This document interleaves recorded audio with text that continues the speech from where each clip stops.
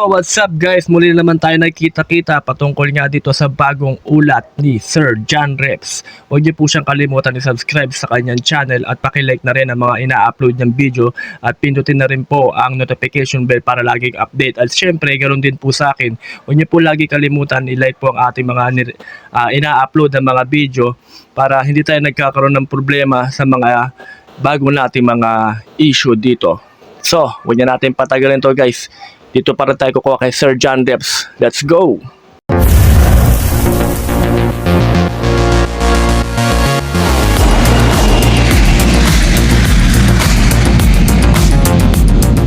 Ang Commander-in-Chief ng Self-Defense Fleet ng Japan na si Vice Admiral Saito Akira ay sumakay sa P-8 Poseidon ng Amerika at lumipad sa ibabaw ng South China Sea. Kasama nito sina Vice Admiral Carl Thomas, Commander ng US 7th Fleet, General Greg Belton, Chief of Joint Operation ng Australia, Commodore Huario Mayarag, Commander ng Naval Air Wings ng Philippine Navy, at Brigadier General Eric Quijada, Wings Commander ng Tactical Operation Wings ng Philippine Air Force. Ito ay para makita ang mga aktibidad ng China sa lugar at bilang paghahanda na rin sa isasagawang joint naval exercise ng 4 na bansa na gaganapin sa West Philippine Sea. Sa isinagawang monitoring sa lugar ay namataan ng mga commander ang mga sasakyang pangisda ng China na posible nilang gamitin para sa digmaan. Ang China ay may semi-militarized fishing fleet na may higit sa 3,000 mga bangka.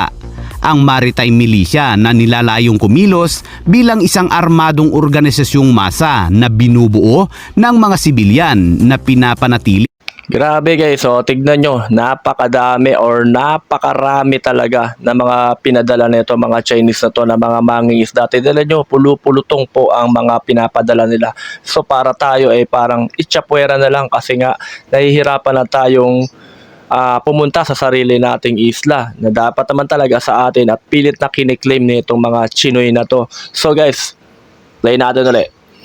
Nilang mga regular na nakatalaga sa pagtulong sa People's Liberation Army Navy sa pamamagitan ng pagsagawa ng seguridad at mga tungkulin ng logistics sa digmaan. Sa madaling salita ay ang pang-iispiya sa isla at karagatan.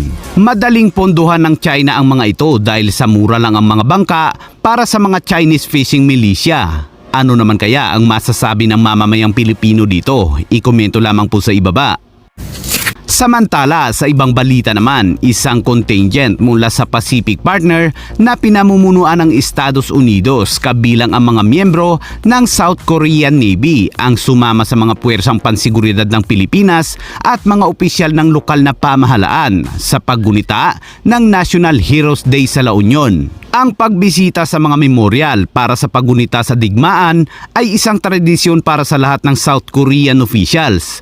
Mas tumibay ang relasyon ng South Korea at Pilipinas dahil isa ang Pilipinas sa nakipaglaban sa Korean War na Battle of Yeoltung noong 1950. Ang Pilipinas din ang unang bansa sa Asia na nagpadala ng puwersang militar sa South Korea upang makipaglaban sa China. Kinikilala ng South Korea ang kabayanihan ng mga sundalong Pilipino dahil sa pagtanggol nito sa kanilang mga bansa laban sa pananakop ng China.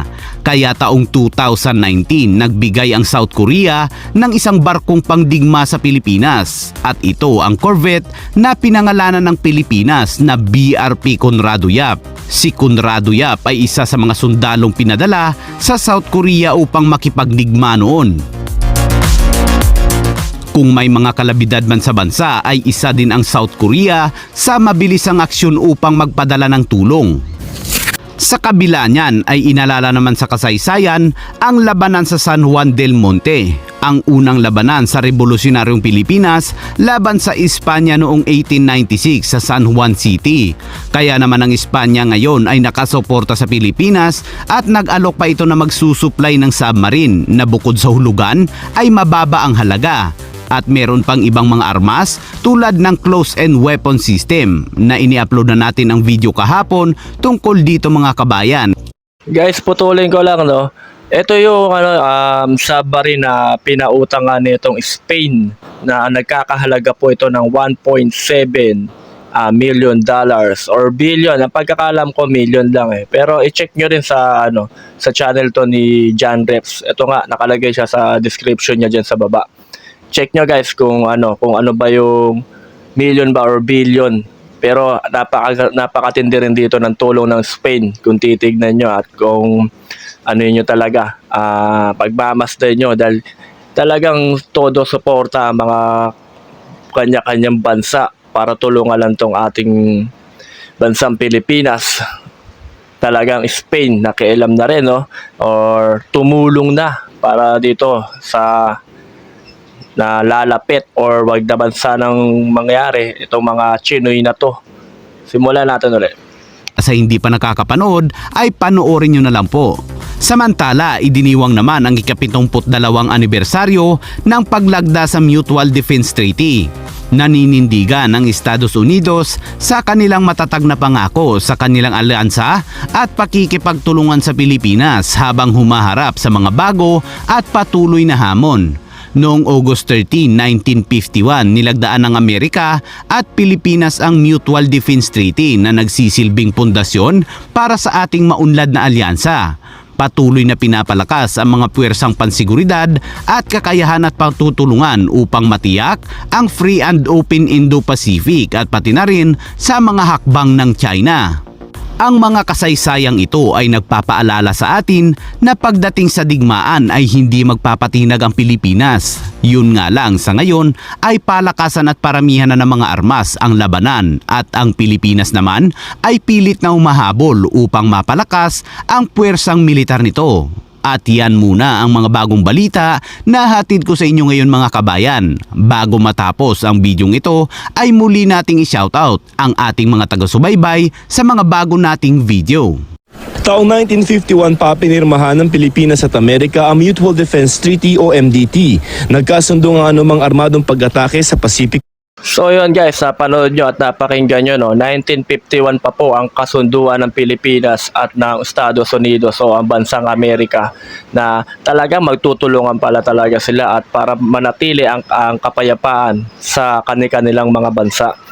So guys, i-react nyo rito or i-comment nyo sa comment section natin itong mga bagong in-upload natin, kung ano ba yung mga suggestion nyo or mga comment nyo dito sa in-upload nating bagong reaction video. So guys, maraming salamat po uli sa suporta nyo at patuloy po tayong umaangat ang rating natin dahil sa suporta nyo. Yun lang guys, maraming salamat po sa inyong lahat and thank you so much and God bless. Yo! Peace out.